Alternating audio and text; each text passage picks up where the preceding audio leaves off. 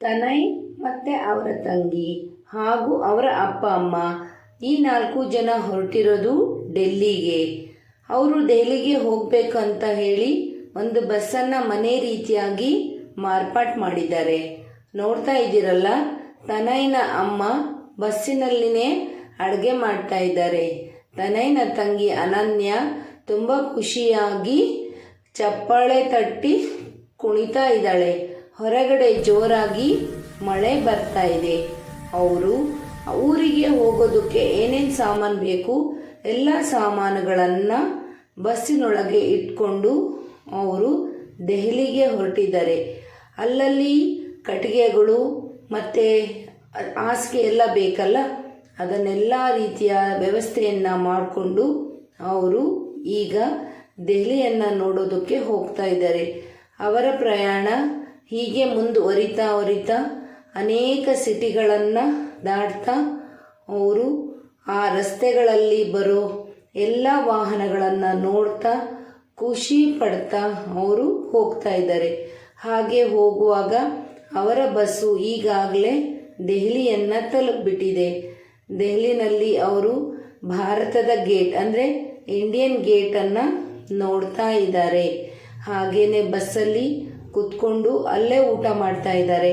ಮಳೆ ತುಂಬ ಜಾಸ್ತಿ ಆಗ್ತಾ ಇದೆ. ಅದಾದಮೇಲೆ ದೆಹಲಿಯಲ್ಲಿರುವಂತಹ ಅನೇಕ ಮಾರುಕಟ್ಟೆಗಳಿಗೆ ಭೇಟಿ ನೀಡ್ತಿದ್ದಾರೆ. ಅವರಿಗೆ ಬೇಕಾಗಿರುವಂಥ ಹಣ್ಣುಗಳನ್ನು ತಗೊಂಡು ಹಾಗೆ ಅವರು ತಮ್ಮ ಪ್ರಯಾಣವನ್ನು ಮುಂದುವರಿಸಿದ್ದಾರೆ. ಹಗಲು ರಾತ್ರಿ ಅನ್ನದೇ ಅವರು ಬಸ್ನಲ್ಲಿ ಪ್ರಯಾಣ ಮಾಡ್ತಾ ಅವರು ದೆಹಲಿಯನ್ನು ಮುಟ್ಟಿದ್ದಾರೆ. ಈಗ ದೆಹಲಿನಲ್ಲಿ ಅವರು ನೋಡ್ತಕ್ಕಂಥ ಸ್ಥಳಗಳು ಅನೇಕ ಇವೆ.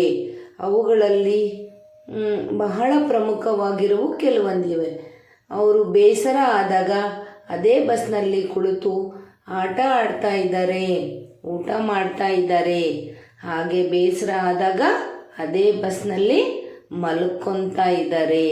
ಹೀಗೆ ತನಯ್ ಮತ್ತು ಅವರ ಮನೆಯವರೆಲ್ಲರೂ ಸೇರಿ ಡೆಲ್ಲಿಗೆ ಹೊರಟಿದ್ದಾರೆ. ದಾರಿ ಮಧ್ಯದಲ್ಲಿ ಒಂದು ಡಾಬಾ ಬರುತ್ತೆ, ಅಲ್ಲಿ ಹಿಡಿದು ಅವರು ಊಟವನ್ನು ಮಾಡ್ತಾ ಇದ್ದಾರೆ. ಊಟ ಚೆನ್ನಾಗಿದೆ ಅಂತ ಹೇಳ್ತಾರೆ. ಅದಾದಮೇಲೆ ಅವರ ಬಸ್ಸು ಒಂದು ಸೇತುವೆಯನ್ನು ದಾಟುತ್ತೆ. ಅಲ್ಲಿ ನೋಡ್ತಾ ಇದ್ರೆ ಕೆಳಗಡೆ ದೊಡ್ಡ ದೊಡ್ಡ ಹಡಗುಗಳು ಹೋಗ್ತಾ ಇದ್ದಾವೆ. ಮೇಲೆ ಬಸ್ಸು ಆರಾಮವಾಗಿ ಸಾಗ್ತಾ ಇದೆ.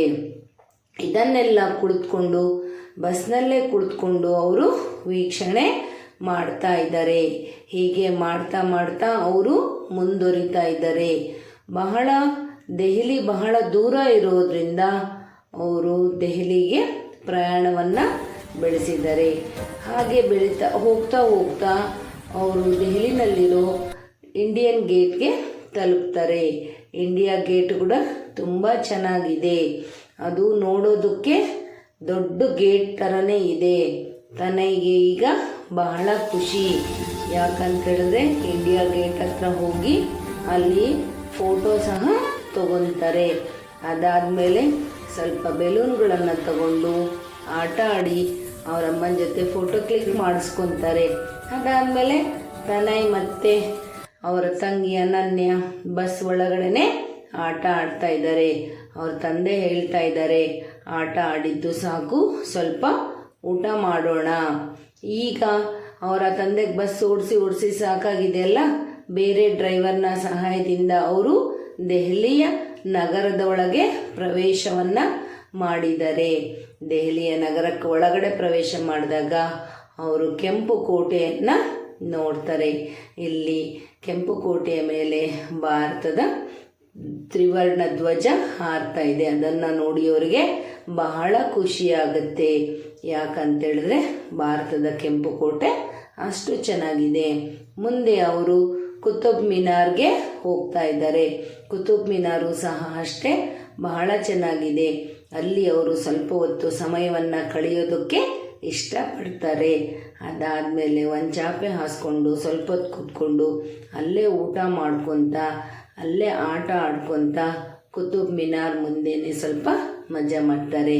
ಅದಾದಮೇಲೆ ಅವರು ಗೂಗಲ್ ಮ್ಯಾಪನ್ನು ತೆಗೆದು ಮುಂದೆ ಯಾವ್ಯಾವ ಸ್ಥಳಗಳನ್ನು ನೋಡಬೇಕು ಅನ್ನೋದನ್ನು ಪಟ್ಟಿ ಮಾಡ್ಕೊತಾರೆ.